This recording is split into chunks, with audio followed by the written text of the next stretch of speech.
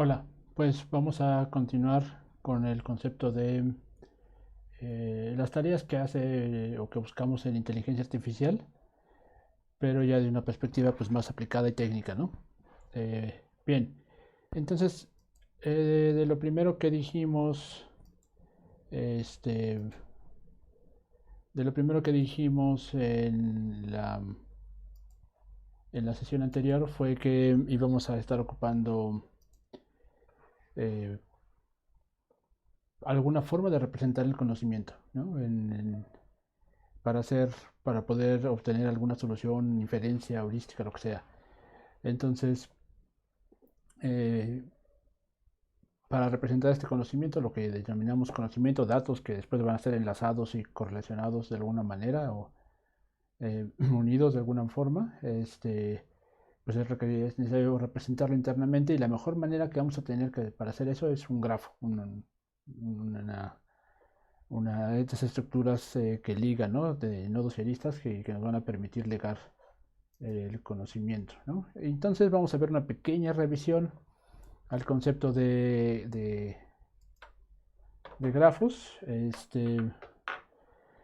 Estos son, estos nacieron, ya lo platicamos muy brevemente en el pueblo de Königsberg y fue Euler el que resuelve, el que plantea toda una nueva teoría, una disciplina o rama de las matemáticas a partir de un problema lúdico, ¿no? Con los habitantes de Königsberg.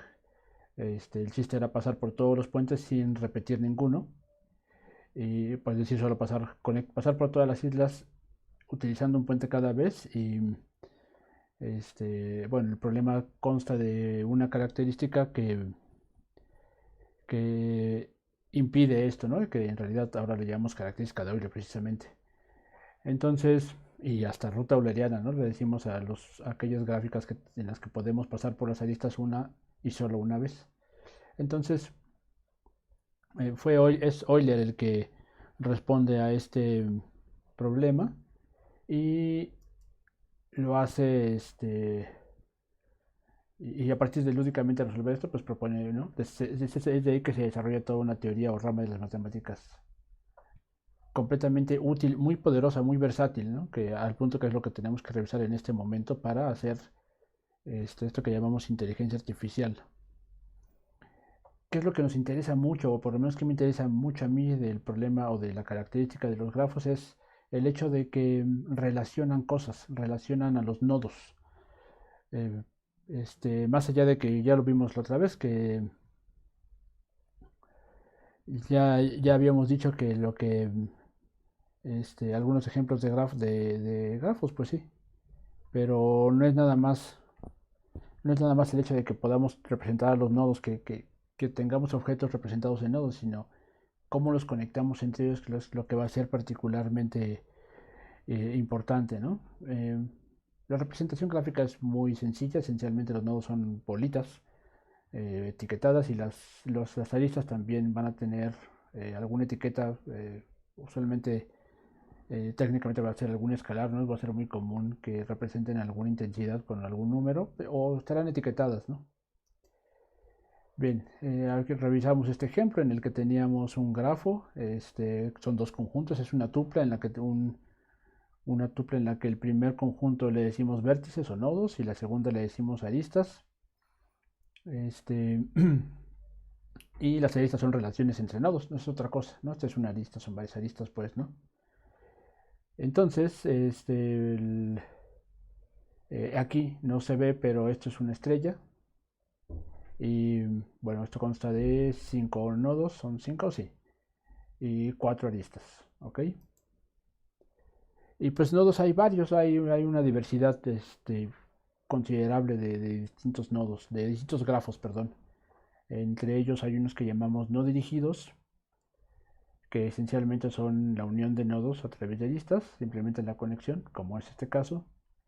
Hay grafos con peso, ¿no? En el que las aristas tienen alguna asociado a algún escalar. Es decir, aquí en este caso las aristas no están dirigidas y no tienen ninguna otra cosa más que relacionar, ¿no? Lo único que hacen es que relacionan un nodo con otro. En este caso también no hay ninguna direccionalidad preferida, pero las aristas tienen alguna etiqueta, ¿no? Usualmente le vamos a decir eso peso.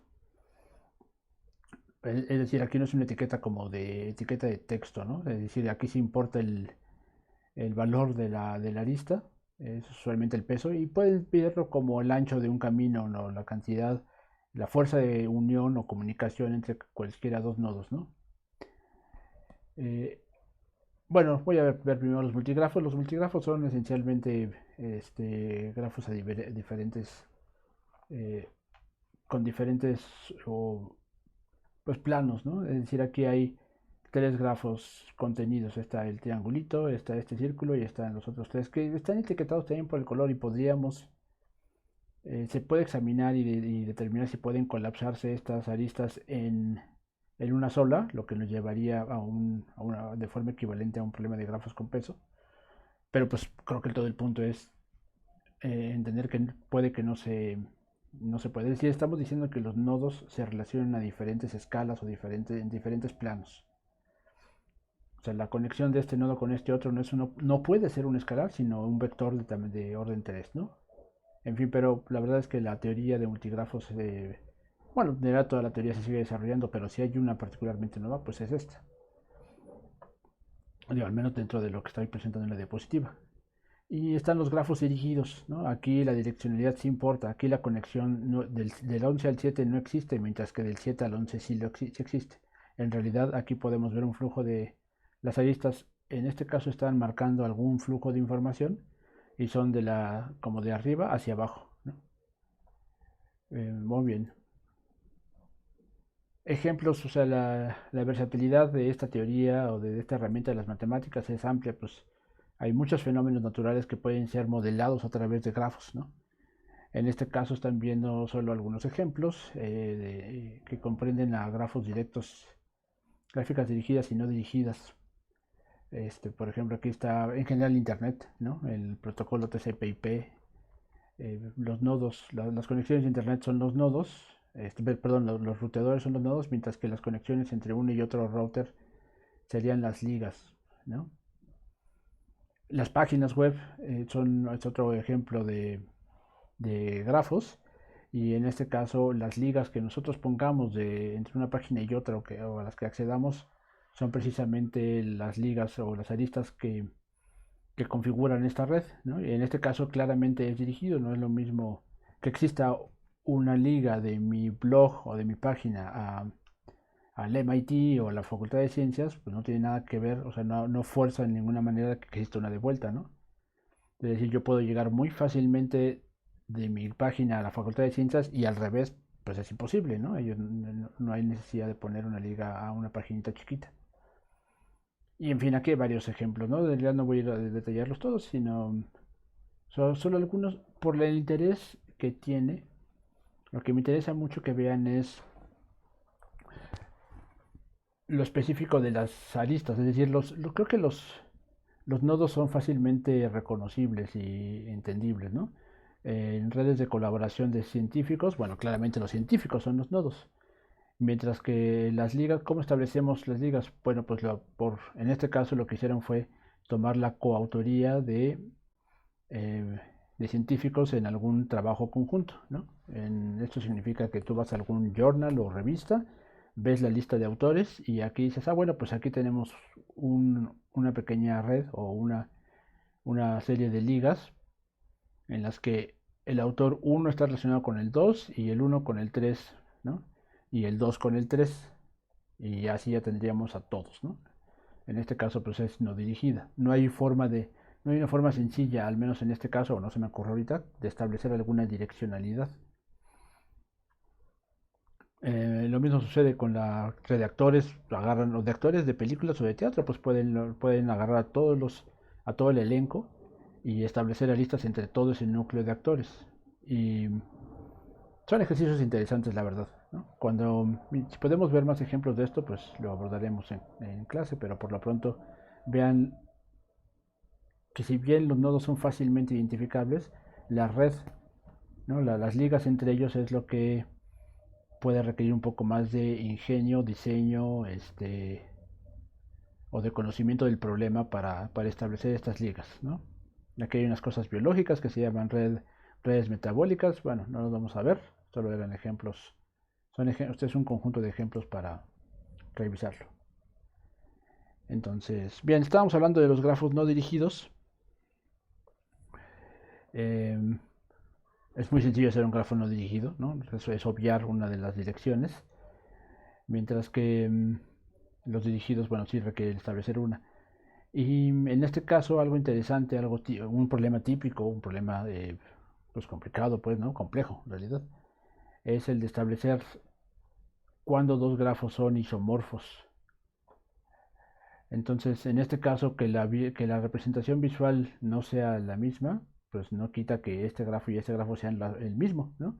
Solo, solo con un nodo cambiado, pero eso, bueno, al final eso nada más es un ejemplo visual. Pasa lo mismo cuando tenemos una lista de 2000 nodos y determinar que dos grafos sean el mismo, porque las aristas, las relaciones entre los nodos son iguales, no es un problema sencillo de establecer, ¿no? Y en este caso, pues tenemos un ejemplo de grafos no dirigidos. Pues aquí pueden ver un ejemplo típico. En este caso se establece la direccionalidad en el juego de piedra, papel y tijeras porque cada uno de estos es jerárquicamente más importante y puede comer o matar o anular el efecto de las tijeras del papel, el papel de la piedra y la piedra de las tijeras, ¿no? En ese orden. Y esto, por cierto, es lo que se llama un ciclo. Entonces aquí también tenemos otro ejemplo, un grafo muy general, ¿no? No hay ninguna eh, semántica asociada o significado asociado a este grafo, solo es un grafo dirigido en el que el 1 está relacionado con el 2 y el 2 con el 1. Y bueno, y así están todas las ligas aquí, ¿no? Fíjense que hay nodos a los que este, solo puedo llegar como el 3, no puedo, de aquí, ya que llego al 3 no puedo partir de ahí, ¿no? Solemos decirle a estos nodos sumideros. Aquí no hay nodos, hay unos nodos que se llaman jardines del Edén porque solo puedo salir de ellos. Bueno, y en este caso pues no hay tampoco, ¿no? Y esto pues es un ejemplo de autómata. Este es un autómata que es un grafo dirigido y justo también tiene sus aristas están etiquetadas. En este caso las aristas, estos números no necesariamente son enteros, ¿no? No necesariamente vamos a utilizarlos como enteros, son etiquetas como tales. Bueno, simplemente son ejemplos de grafos. Y ahora, eh, bueno, la representación gráfica es muy versátil, ¿no? Entre esos ejemplos así lo prueban. Entonces hay muchos fenómenos que pueden ser llevados o modelados a través de grafos, pero no es tan fácilmente operable, ¿no? Y para poder operar matemáticamente o para poder operar computacionalmente con un grafo, pues podemos buscar otra representación de la que vamos a sacar mucho provecho en muchos de los casos, ¿no? En inteligencia artificial, en esta materia, en redes, en teoría de redes, en teoría de redes neuronales, en fin. Esencialmente esto es la matriz de adyacencia y es en la que indicamos la conexión del nodo iésimo con el jésimo. En los grafos no dirigidos, la matriz de adyacencia, que es una matriz de ausencia y presencia, pues, ¿no? O sea, el nodo i está relacionado con el j, si es así pongo un 1 y si no pongo un 0. O sea, aquí estamos diciendo que el nodo 1 está conectado con el nodo 2. El nodo, el nodo 3 está conectado, bueno, ya lo vieron, ¿no? 3 con 1 y 2. 3 con 1 y 2.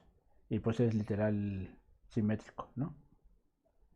Mientras que en una red dirigida, en este caso no se reserva, no se guarda la dirección. En este caso estamos viendo el nodo 1 con el 2 nada más, el 1 con el 2 y el 3 con 1 y 2. El 3 con 1 y 2, el 1 con el 2 y bueno, en fin, yo creo que de aquí ya pueden darse una idea de cómo funciona. Entonces esto es básicamente muy útil, ¿no? Tener esta matriz ya nos permite tener una representación con la que podemos operar, porque una vez que tengamos matrices, pues ya podemos agarrar lo que sabemos de álgebra matricial para operar con esto. Llegaremos a eso en su momento, nada más es un repaso, creo que muchos ya conocen o han pasado por esta construcción de lo que es un grafo y de las diferentes representaciones, pero no quería dejarlo de lado. Ahora, ¿Qué es un árbol? Bueno, pues vamos a ver árboles básicamente porque vamos a estar haciendo mucho uso de ellos a continuación, ¿no? Y un árbol, pues no es otra cosa que una gráfica, también es un grafo, pues, con la característica de que no tiene, es un grafo no tiene ciclos, es decir, esto no es claramente un árbol, pero si quitáramos cualquiera de estas aristas, la que está entre el 1 y 3, o la que está entre el 1 y 2, o 3 y 2, pero nada más una de ellas, ya tendríamos un árbol. Entonces, esencialmente ejemplifica, así se define que es un árbol, ¿no? Un árbol solo no es otra cosa que una gráfica que no contiene ciclos. Nosotros lo vamos a estar ocupando para representar jerarquías, ¿no? El nodo en la profundidad d más 1 depende jerárquicamente, ¿no? Depende directamente de los nodos que están encima de él. Son nodos hijos, en realidad me faltó esa definición aquí. A los nodos que dependen directamente de otro les decimos hijos. Y bueno, y justo a los que están en el fondo le decimos o nodos terminales u hojas. Nosotros le decimos nodos internos. Y este es pues un ejemplo que los computólogos conocen, que es un árbol de derivación de una gramática, ¿no? Bueno, entonces, ejemplos de árboles, hay muchos, hay árboles que les llamamos filogenéticos, que representan la herencia o la estructura familiar entre especies, ¿no? Este es otro tipo de árbol. Entonces, es simplemente una revisión conceptual a lo largo de lo que son los árboles y lo amplio que es su uso, ¿no? Muy bien, entonces hasta este punto eh, solo he estado presentando pues dos estructuras, dos tipos de grafos, ¿no? Eh, Estamos hablando de grafos y particularmente de unos que se llaman árboles. Los primeros nos van a recibir para modelar fenómenos, estructuras de datos o fenómenos, relaciones entre ellos. Esto tómenlo mucho en cuenta, ¿no? La importancia que tiene un grafo es su capacidad para exhibir la relación entre un par de nodos. Esa relación a veces es muy clara, muy explícita y en otros casos, eh, en realidad la parte interesante de construir un grafo es determinar cómo vamos a establecer esa relación. Mientras que en un árbol también no es directa, o a veces no es directa, pero suele venir un poco más fácil pues, puesto que hay una dependencia jerárquica. Puede ser temporal, ¿no? Son etapas en algún proceso, o bien pues conceptual. Nuestro concepto de la jerarquía es, lo van a ver ahorita, hay por ejemplo dependencias de que solo ciertas posiciones de un tablero pueden ser válidas a partir de mover cierta pieza en un tablero, ¿no? Entonces eso define una jerarquía específica en este árbol de posibles soluciones en algún juego, por ejemplo, ¿no? En, ay, que esto sigue para adelante y luego para atrás. En el árbol de derivación, pues la jerarquía se da a partir de los diferentes pasos en la generación de, de alguna cadena, ¿no? Muy bien. Y hay una relación directa entre árboles y grafos, algo como les dije aquí, pues a partir de tener un grafo, sí, yo podría obtener un árbol que contenga todos los nodos, pero sin que tenga ciclos. O sea, si logramos eliminar los ciclos en un grafo, pues podríamos obtener un árbol. A ese árbol que contiene todos los nodos, pero no necesariamente todas las aristas, le llamamos árbol generador. ¿Ok? Por lo tanto, yo sé que conocen el problema del árbol de generador de peso mínimo, pero por lo pronto dejémoslo de peso mínimo, ¿no? Lo vamos a construir, pero por lo pronto nada más quiero que piensen en la forma en la que ustedes generarían un árbol. Aparte un árbol que represente una gráfica, ¿no? Un árbol generador, spanning tree, es como se lo van a encontrar en la literatura. Entonces, ese grafo, pues aquí está la construcción, bueno, la definición, no es otra cosa que una gráfica, le vamos a llamar usualmente T. Pues ahí está, son todo B, bueno, aquí me faltó poner la definición de G, pero este conjunto de vértices es el mismo que de G, ¿no? O sea, si T es un árbol generador de G, pues los nodos se deben respetar, todos los nodos de G deben ser nodos de T, mientras que las aristas son un subconjunto eh, propiamente contenido, pues puede ser propiamente contenido, pues, ¿no?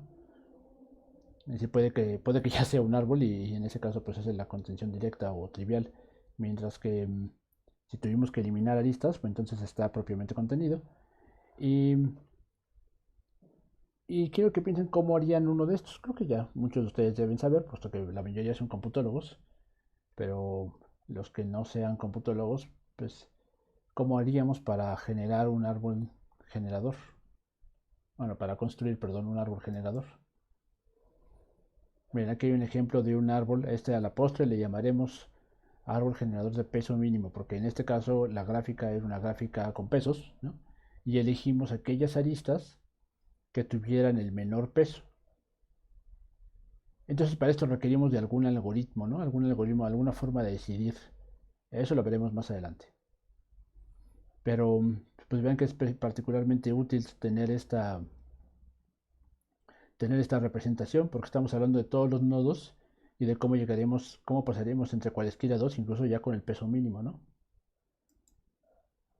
Por lo pronto, si yo quisiera construir un árbol generador, pues podríamos hacer esto. Lo que podemos hacer es tomar una gráfica G, bueno, con esas características, y vamos a agarrar a todas las aristas. Aquí hay un algoritmo en el que lo que les estoy pidiendo, lo que se pide es tener a todas las aristas ordenadas de alguna forma, las que ustedes gusten. Y después lo que vamos a hacer es construir de forma iterada. E0 la vamos a dar, pues va a ser el conjunto vacío, pues, pero o puede ser alguna semilla, ¿no? Inicial, la que ustedes quieran, o sea, algún nodo cualquiera. Bueno, realmente no es importante, ¿no? Lo importante es que E I va a depender o sea, el conjunto de aristas E al tiempo I va a depender del conjunto de aristas al tiempo E menos 1, ¿no? O es decir, al tiempo T voy a construir el conjunto de aristas T más 1, como quieran verlo. Entonces, en este caso vamos a empezar con el conjunto vacío y la arista y el conjunto de aristas iésima, se va a construir, perdonen, de la siguiente manera. Lo que vamos a hacer es agregar, aquí me faltó hacer esto subíndice, es agregar la lista EI, en la que vayamos, siempre y cuando al agregar esta lista no forme un ciclo, ¿no? Que siga siendo un árbol. En otro caso, pues voy a regresar o me voy a quedar con EI, ¿no? Es decir, vamos a agregar a aristas siempre y cuando no se haga un ciclo, ¿no? No es el algoritmo más sencillo del mundo, pero es un algoritmo y funciona. Muy bien. Entonces, hasta este punto, lo único de lo que he hablado es de la forma o de la estructura de datos que vamos a estar utilizando muchísimo para representar esto que llamamos conocimiento, ¿no? La jerarquía o la unión entre este, hechos que ya conozcamos, es decir, o puntos en un tablero, o condiciones derivadas, no sé, muchas de pasos en el tiempo, es decir, todas ellas vamos a estar ocupando árboles para representar el conocimiento. También se pueden utilizar grafos, en realidad ya llegaremos a eso, pero por lo pronto para explorar posibles soluciones, pues aquí sí es importante la solución y de solución o una solución parcial a un problema, pues en muchos casos va a depender de la solución en el paso en el tiempo anterior, ¿no? Entonces, para eso vamos a estar ocupando árboles. Y el chiste va a ser hacer la búsqueda, encontrar la ruta o la mejor ramificación, ¿no? En este conjunto de soluciones, ¿sí? Vamos a tener que evaluar de dado esta posición en algún juego. Los juegos son un muy buen modelo, un esquema modelo para hablar de inteligencia artificial porque nos proponen una situación en conflicto en la que hay que resolver, ¿no? Por eso son un gran eh, juego, digo, un gran modelo, ¿no? Espacio para trabajar. Entonces, en este caso, pues dada esta configuración de las piezas en el ajedrez, lo que va a suceder es que puede mover el contrincante y tenemos que evaluar qué ruta yo debería seguir considerando las diferentes situaciones, ¿no? Es decir, primero va a jugar mi adversario, después voy a jugar yo y así vamos a ir eligiendo qué posible movimiento debo hacer en este momento. Es lo que vamos a tener que hacer en general, ¿no? Encontrar la mejor secuencia de nodos en estos árboles. Por cierto, creo que lo digo más adelante, a todo este conjunto de posibles soluciones lo voy a llamar espacio de búsqueda. ¿Sí?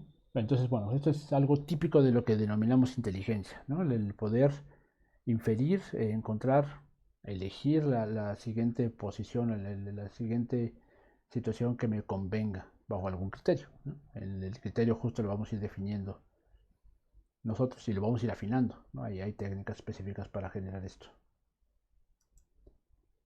Muy bien.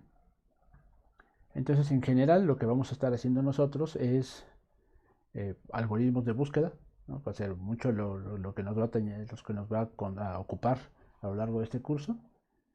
Y para resolver un problema de búsqueda voy a necesitar de una posición inicial. En este caso, claramente está iniciando este juego, es un crucigrama. Y el, qué configuración debe tener el nodo final. Es algo que debo buscar yo, alguna de estas ramas al final. Y parte importante del proceso es que me definan, porque yo voy a tener que definir cómo ir recorriendo este árbol. Una definición importante es algo que vamos a llamar factor de ramificación, ¿no? El factor de ramificación no es otra cosa que el número de hijos en cada nodo. Ojalá fuera un escalar nada más, ¿no? Pero pocas veces lo va a hacer, claramente. Incluso lo vamos a ver con estos algoritmos estocásticos. Al principio hay muchas opciones y conforme va pasando el tiempo se reducen, ¿no? La cantidad de opciones. En este caso, pues este problemita es muy sencillo, al punto que es tan sencillo que incluso el factor de ramificación es más o menos constante, ¿no? En este ejemplo hipotético, el factor de ramificación en cada paso está entre 2 y 3, pues está muy bien, ¿no? Es seguramente el juego del gato o algo por el estilo. Porque ni siquiera este crucigrama está tan sencillo, ¿no? Ya estamos hablando de 27 opciones por cada posición en la primera movida, y después a partir de eso se van a condicionar las siguientes posiciones, ¿no? Muy bien. Entonces el primer esquema de búsqueda pues le vamos a llamar búsqueda ciega. ¿Por qué? Pues porque solo vamos a explorar sin mayor criterio el espacio de búsqueda. ¿Cómo vamos a hacer eso? Vamos a definir una lista inicial de nodos. Una forma es esta, ¿no? Funciona, pues, ¿no? Y a partir de esto vamos a definir dos muy populares, dos extremadamente conocidas por ustedes incluso, que seguramente ya las conocen. Vamos a formar una lista inicial de nodos, que son pues, aquellos que habían sido examinados. Claramente al inicio van a estar todos los posibles nodos, bueno, el nodo inicial, y después de eso vamos a ver a quiénes vamos a agregar, ¿no? Si no está vacía, vamos a tomar un nodo de aquí. En este caso, cuando es el nodo inicial, pues tomamos al tablero inicial y pues vamos a ver si se cumplen las condiciones. Usualmente lo que vamos a estar haciendo es si se cumplen las condiciones para determinar nuestro nodo objetivo, entonces pues quiere decir que ya llegamos, ¿no? Claramente eso no va a suceder en este crucigrama, ¿no? O sea, no hay forma en la que, o sea, aquí las condiciones es que todas las palabras estén acomodadas con cierta congruencia, ¿no? De la T debe salir top, y aquí no sé, tal vez haya pop o cap, y luego algo con CAC, pues está complicado. Ese es justo el proceso de búsqueda. Tal vez las palabras ya están dadas y tengo que ver si se acomodan aquí o bien alguna condición general y debo ver si la cumple. Entonces, si este nodo, si esta rama o esta hoja al final ya cumple lo que estoy diciendo, pues lo regreso en el paso 3. Eso es usualmente lo que va a suceder cuando vayamos a acabar. Aquí, lo que obtuve el siguiente nodo es lo que busco, entonces lo regreso y termina mi problema. Pero si no es, lo tengo que quitar de la lista de búsqueda y tengo que poner a los hijos de L. Eso, por ejemplo, aquí vamos a poner a 27 por, ¿qué eran? 27 por 3 opciones, ¿no? En la primer fase. Muy bien, entonces creo que ya pueden ir visualizando qué es lo que tenemos que hacer. O bien, una opción sería poner a C1, C2 y C3 en este árbol, o bueno, a todas las posibles opciones aquí, pero no las puedo señalar. Entonces, en el primer paso, si yo tomo I y después, como I no es mi nodo solución, o sea, porque de entrada es el nodo inicial, como I no es el nodo solución, lo tengo que quitar y poner a los hijos. ¿Y a qué hijos voy a poner? Podría poner a C1, C2 y C3. O podría poner a C, bueno, debe ser el de la izquierda. C, a D1, D2, E1. O sea, como que puedo o bien profundizar o bien explorar. ¿Sí? Es decir, o pongo a todos los vecinos a todos los primeros hijos o a toda la filoja, a toda esta rama entera, ¿no? Hasta abajo. Bueno, hay dos formas, pues a esto lo vamos a ver más. Aquí puse los vecinos y los hijos, porque por vecinos me refería a esto y por hijos me refería a esto, pero es como toda la descendencia. Ahorita vamos a ver exactamente cómo hacemos eso. Pero aquí lo importante es que este paradigma incluso lo van a ver lo vamos a explorar cuando veamos cómputo evolutivo, porque es un paradigma denominado exploración versus explotación. ¿Qué me conviene más? ¿Profundizar? ¿Explotar pues alguna zona del espacio de búsqueda o explorar una zona del espacio de búsqueda? Entre esas dos nos vamos a estar debatiendo. Muy bien.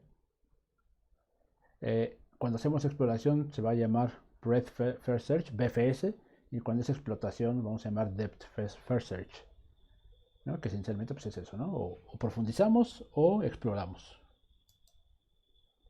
Y esa, les digo, va a ser la dicotomía. Esta dicotomía es muy, muy común, ¿no? Y tiene implicaciones técnicas para programarlas, porque puede que requiramos más memoria para una forma o más tiempo de cómputo para la otra, ¿no? Eh, cómo decidimos qué nos conviene? Eh, Porque claramente poner 27 por 3 opciones en el crucigrama o todas las opciones del tablero de ajedrez, las siguientes posibles opciones, pues es un poco impensable, no tiene mucho sentido. Pero por otro lado, anticipar todas las posibles jugadas en el juego de ajedrez, anticipar todo lo que va a suceder si elijo una rama, pues se va a llevar mucho tiempo de procesamiento y tal vez no tenga tanto tiempo. Debe haber alguna intersección, ¿no? Y debe ser interesante saber si hay alguna forma de cálculo, de aproximación para determinar cuánto ramificamos, cuánto profundizamos. Bien, aquí están la dicotomía puesta en dos esquemas. Aquí o bien profundizo. Por cierto, cuando hago BFS lo que voy a hacer este, es explorar, ¿no? Toda esta rama primero, después esta otra y después esta otra. Para lograr eso, el esquema va a ser exactamente el mismo que les presenté hace rato. O sea, el esquema general de búsqueda que les puse hace unos minutos es muy similar, ¿no? a estos dos. Entonces, ya sea que pongo la lista de nodos, tomo el primero, ¿no? El siguiente nodo, pues, ¿no? La lista va a ser una lista así, este, una fila, pues, ¿no? Y en caso de que no sea el nodo, el 3 es claramente el paso que terminaría si ya llega a mi objetivo, pero si no, entonces debo regresarlo y seguir con 4. ¿Qué voy a hacer en 4? Voy a quitar a n de la lista y voy a poner al final de la lista todos los hijos de n. ¿Ok? Esa va a ser la forma en la que voy a ir definiendo la profundidad a la que examino el árbol. Por ejemplo, pongo n, no es bueno, claramente a no es el nodo que busco porque es el inicial, y después voy a poner a los hijos de a, b y c. Entonces, como los tengo que poner al final de L, en ese orden van a estar B y C. Voy a preguntar por B. ¿Es B la solución? No. Entonces voy a poner a D, E, F y G, pero después de C. D, E, F y G. Entonces, antes de examinar a D, pues voy a preguntar por C. En caso de que no sea, pues voy a poner a los hijos de C. Perdón, ahorita dije F y G, pero no es cierto, era nada más, voy a poner D y E. Este, después de poner a D y E, como C no es, asumiendo que C no es, entonces voy a poner a F y G, ¿no? Esa es la forma en la que vamos a simular o modelar este proceso de breadth first, de examinar todo un nivel, antes del nivel D, antes del nivel D más 1, ¿no? Y en el caso de DFS, pues lo que quiero hacer en este caso es profundizar todo lo que se pueda. Y eso va a significar, pues lo que voy a hacer es examinar las ramas terminales. Lo que quisiera hacer es examinar las ramas terminales de izquierda a derecha. Entonces, eso lo voy a hacer de la siguiente manera. En vez de poner al final de L, perdón, los voy a poner al inicio. Vean aquí. Voy a tomar a A. Y como A no es, voy a poner primero, bueno, aquí lo voy a quitar, es como complicado ver el ejemplo primero, pero voy a poner a B y C, ¿no? Una vez que quité a A, voy a poner a los hijos de A, que son B y C. Después voy a poner, como B no es, voy a poner a antes de C, o sea, como voy a ir al inicio, pues ya quité a B. Y voy a poner al inicio a D y E, es decir, D y E se van a examinar antes que C. Y como D no es, voy a examinar primero a H, antes que E, ¿no? Y después antes que E se va a examinar I, y así todos antes que C. Entonces es la forma en la que voy a construir esta exploración en, pues, cuando voy a implementar, cuando hago la implementación de Depth First Search, así lo vamos a hacer, mientras que cuando hacemos, ay, diablos, mientras que cuando hacemos BFS, pues tenemos que poner al final de la lista el, los nodos hijos en cada paso. Bien, pues por lo pronto aquí le voy a dejar y después vemos justo algunas implementaciones o algunos problemas específicos y más propiedades, sobre todo para entender el uso de memoria en cada, o los convenientes entre uno y el otro. Bueno, hasta pronto.